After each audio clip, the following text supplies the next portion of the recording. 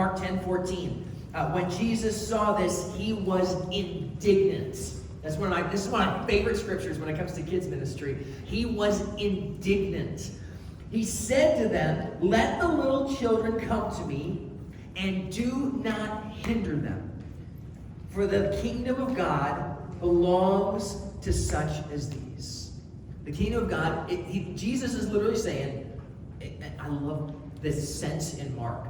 Have you ever had a moment where a kid's faith put your own to shame? I have. I've been like, these just moments where I'm like, you believe so much more simply and purely than I do. Like, I have all this, I have theological training, I have Bible college training, and you understood this better than I did.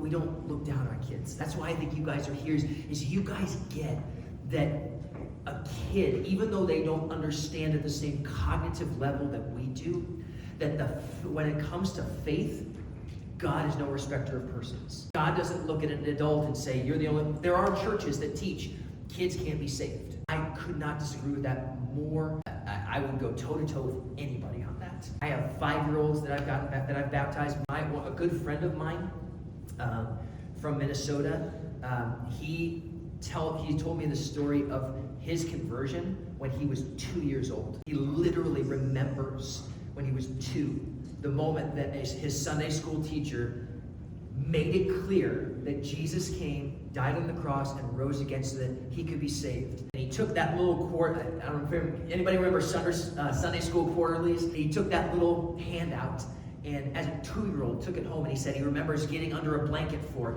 and asking Jesus to be in his life. 2 years old.